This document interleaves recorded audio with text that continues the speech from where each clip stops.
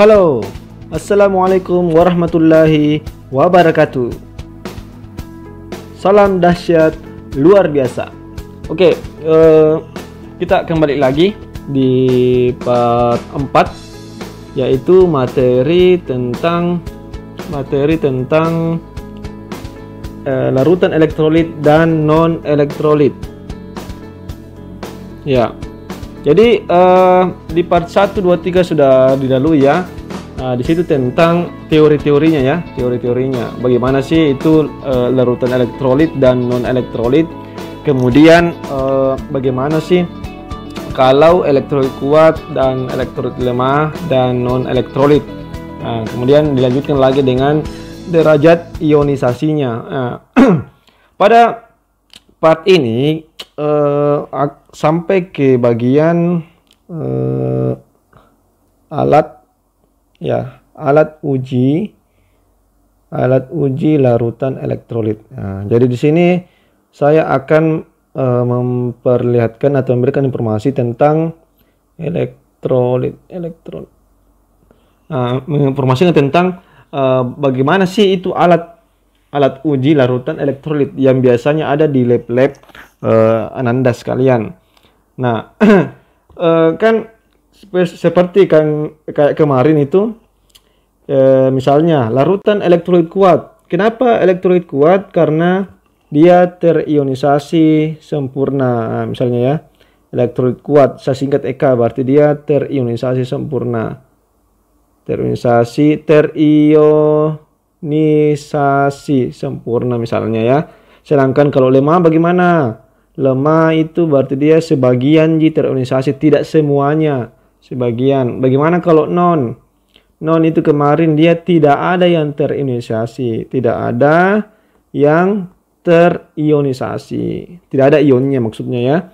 Nah, tapi masalahnya kalau kita melihat secara langsung itu tidak mungkin ya. Tidak mungkin kita lihat secara real. Misalnya ini larutan garam ya, garam.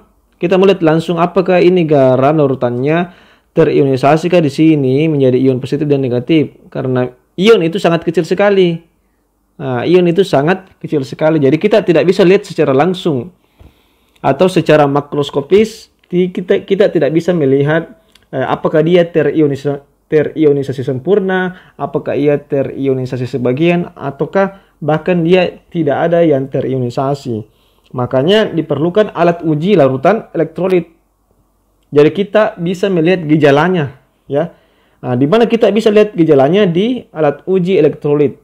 Nah, alat ini merupakan alat untuk menguji suatu larutan apakah ini elektrolit kuatkah, elektrolit lemahkah, ataukah dia non elektrolit. Nah, di sini pada bagian ini saya ajarkan tentang itu. Karena sekali lagi secara makroskopik, makro ya, kita tidak bisa melihat apakah ini ionisasi sempurna, sebagian atau bahkan tidak terionisasi. Karena ion-ion itu sangat kecil sekali. Nah, mungkin kalau kita lihat secara mikroskopis mungkin bisa ya. Tentu mikroskopisnya yang sangat betul-betul berkali-kali lipat zoomnya ya, zoomnya harus berkali-kali lipat sehingga kita bisa lihat secara langsung. Oh iya, ini terionisasi sempurna, ini sebagian ini tidak ada yang terionisasi.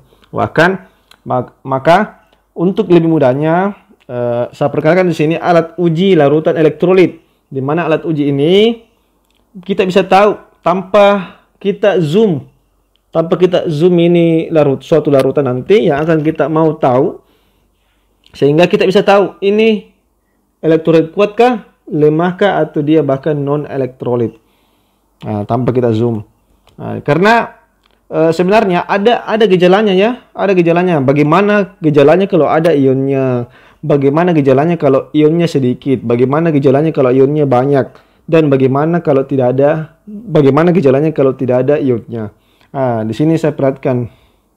Nah, jadi beginilah rangkaian alat uji elektrolit ya. Nah, kita bisa lihat di sini. Pertama nomor 1 itu, misalnya ini nomor 1 ini papan ya, papan meter ya. Jadi kurang lebih kayak begini. Ini baterainya warna emas. Kemudian nomor 2 itu kabel ya, kabel menghubungkan sebuah lampu ya, ini kabelnya ini. Kemudian juga kabelnya ini menghubungkan ke nomor 4. Kemudian nomor 3 itu bola lampu ya, bola lampu. Nah, bola lampu. Nomor 3 ini. Kemudian nomor 4 ini elektrodanya ya. 4 dan 5 ini elektroda. Nah, sama ya elektrodanya. Elektrodanya itu biasanya logam atau karbon ya. Biasanya paku ya, paku karena dia harus ini elektrodanya harus bersifat konduktor, artinya bisa mengantarkan arus listrik ya, jangan isolator ya. Supaya dia bisa mengantarkan arus listrik. Kemudian nomor 6, nomor 6 ini larutan uji. Larutan yang kita mau tahu. Nanti ibaratnya larutan yang kita mau tahu apakah dia elektrolit kuat, apakah dia non elektrolit, ataukah dia elektrolit lemah. Nah, dari di sini ini larutan ujinya ini. Larutan ujinya nomor 6. Nomor 7 itu wadahnya ya, wadah. Jadi wadah. Jadi kurang lebih lah begini rangkaiannya. Anda mungkin bisa membuat sendiri di rumah ya, dan banyak lagi mungkin contoh-contohnya bagaimana cara membuat alat uji elektrolit ya. Nah, kemudian di video saya selanjutnya nanti di situ saya di bagian praktikum alat uji elektrolit dan non elektrolit itu di situ digambarkan bagaimana secara langsung ya, karena di sini pada video ini saya akan hanya menggambarkan secara visual ya, secara tertulis ya. Kalau yang video selanjutnya atau video yang lain itu silakan dicek di channel kami, itu tentang sama tapi dia secara langsung, dia langsung diperlihatkan bagaimana aslinya ya. Kalau sini hanya berupa gambar saja. Oke. Jadi adapun gejala-gejala yang ditimbulkan ya. Pertama, gejala pertama itu pada elektrolit kuat. Apa yang terjadi ketika larutan elektrolit kuat itu dimasukkan ke dalam wadah ini, wadah nomor 7 ya. Nah, gejalanya ya. Ya, jadi gejala itu yang kita lihat gejala adalah kita lihat di nomor 3 yaitu lampu. Kita lihat 3 lampu dengan elektrodanya 4 dan 5. Jadi perhatikan di situ ya. Gejala nanti yang akan ditimbulkan ini adalah dua tempat, apakah di lampu dan di elektrodanya ya, 4 dan 5. Nah, pertama, kalau elektron kuat dia, kalau misalnya lampunya pasti dia menyala terang. Nah, menyala terang. Menyala terang. Kalau dia lampu, kalau dia elektron kuat, pasti lampunya terang di sini. Pasti terlihat terang dia di sini ya. Kalau dia elektrolit kuat. Kemudian pada elektrodenya itu biasanya gelembung gas banyak. Ada gelembung gas di situ. Gelembung gas ada. Bahkan banyak ya biasanya ya, banyak. Nah, jadi kalau elektrolit kuat itu di sini ada gelembung-gelembung nanti. Nah, gelembung-gelembung ketika diujikan nanti ya, gelembung-gelembung. Untuk lebih realnya nanti kita bisa lihat di video tentang praktikumnya ya. Ada gelembungnya, biasa banyak, bahkan yang penting pasti ada dia. Biasanya banyak ya. Itu kalau kuat. Jadi lampunya menyala terang, ada nyala lampu, gelembung gasnya juga ada. Bahkan kalau lampunya terang sekali. Kemudian elektrodenya banyak gelembung gas. Apa yang menyebabkan terjadi sekali lagi karena ionnya banyak ya. Jadi kenapa terjadi aliran listrik? Karena adanya ion-ion. Semakin banyak ion semakin bagus menghantarkan arus listrik. Makanya lampunya menyala, ada juga gelembung gas. Nah, kemudian selanjutnya lagi elektrolit lemah. Elektrolit lemah. Elektrolit lemah itu kalau dia lampu itu kadang lampu nyala tapi redup ya. Lampu nyala biasanya redup atau bahkan tidak menyala lampu ya. Tidak ada nyala lampu. Jadi bisa saja begitu ya. Lebih lemahnya lagi nih kalau begini ya. Lebih lemahnya lagi kalau misalnya tidak ada nyala lampu. Kalaupun ada lampu, dia pasti agak-agak redup ya, agak-agak redup. Tidak terang, tidak seterang pada larutan elektrolit kuat. Jadi sekali lagi, jika di sini larutan ujinya nomor 6 elektrolit lemah, pasti dia lampunya ini di nomor 3 ini, silakan dilihat di nomor 3 itu pasti, kalaupun memang menyala lampu pasti redup-redup, kadang menyala kadang tidak. Bagaimana itu kalau biasanya kita melihat mungkin di rumah kita adanya lampu, biasanya itu lampu tak biasa rusak-rusak ya, kayak mati menyala itu kayak sudah mau rusak ya balonnya, kayak begitu. Kayak seperti itu. Tapi kalau dalam alat uji elektrolit itu bukan berarti lampunya rusak ya, tapi larutannya merupakan elektrolit lemah. Makanya dia redup-redup. Atau bahkan kalau elektrolit lemah tidak adanya nyala lampu ya. Itu paling lemahnya lagi ya. Jadi termasuk elektrolit lemah kalau seperti itu. Nah, kalau kita tinjau dari gejalanya di lampu ya. Kita tinjau di lampu. Kemudian kalau dia elektrodenya ya tetap ada gelembung gas ya. Ada gelembung gas. Ada gelembung gas ya. Terkadang biasa sedikit, biasa juga banyak.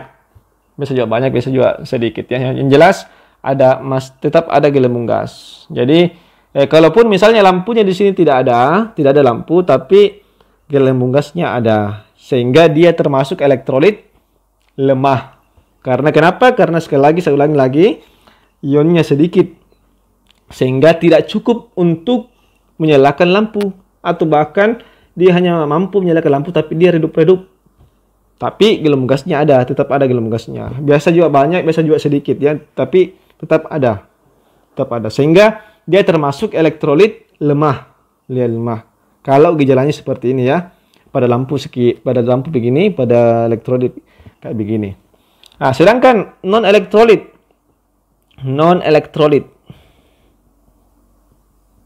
Nah, kalau non elektrolit, kalau ditinjau dari lampunya tidak ada sama sekali lampu ya. Tidak ada lampu. Jadi tidak ada menyala lampu, hampa.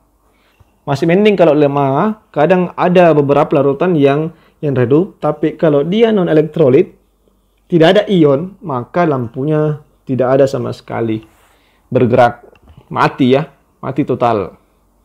Karena memang kenapa? Karena tidak ada aliran listrik. Karena dalam larutan ini, kalau dia non elektrolit, dia pasti tidak bisa mengalir listrik. Karena kenapa? Karena tidak adanya ion-ion. Nah, saya ingatkan lagi bahwa yang bisa mengalir listrik karena adanya ion-ion ya.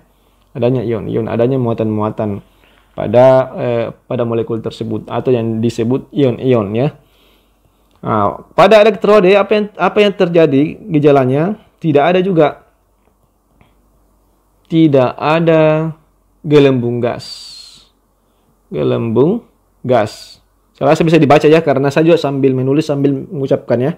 Jadi non elektrolit pada lampu tidak ada lampu, maksudnya tidak ada nyala lampu ya, sorry. Saya perbaiki dulu. Tidak ada nyala lampu. Dan kemudian pada elektrolit tidak ada gelembung gas. Tidak ada gelembung gas. Jadi jika di sini larutan non elektrolit semuanya tidak ada lampu, tidak ada gelembung gas juga tidak ada. Jadi karena kenapa bisa? Saya ingatkan sekali lagi dan lagi bahwa tidak adanya ion pada non elektrolit. Sehingga bagaimana caranya ada gelembung gas dengan adanya lampu karena tidak ada aliran listrik ya. Jadi begitulah gejala yang ditimbulkan pada ketiga jenis larutan, elektrolit kuat, elektrolit lemah, dan non elektrolit pada alat uji elektrolit. Nah, silakan bisa diperhatikan di rumah, bisa dibuat ini, saya kira sederhana ya cara buatnya. Baru kita uji, bisa uji pada air, bisa uji pada air ledeng misalnya, bisa uji pada air galon di rumah untuk mengetahui yang mana sih elektrolit kuat, mana sih elektrolit lemah. Bisa juga mungkin larutan gula atau teh atau kopi bisa Anda uji Yang mana sih termasuk elektrolit kuat, lemah, dan non-elektrolit. Yang jelas teorinya semacam seperti ini ya. Ya, mungkin hanya ini yang bisa saya sampaikan dulu pada part terakhir ini tentang larutan elektrolit dan non-elektrolit ya. Jadi silakan di komen tanyakan jika ada yang masih belum dipahami. Kami akan membalasnya segera mungkin. Kalau perlu, kalau belum terlalu paham, saya buat ulang videonya ya tentang pertanyaan Anda tentang ini, tentang alat uji elektrolit ya, tentang alat uji elektrolit. Ya, terima kasih atas perhatiannya. Semoga bisa Anda memahaminya dengan mudah. Salam dahsyat luar biasa. Assalamualaikum warahmatullahi wabarakatuh.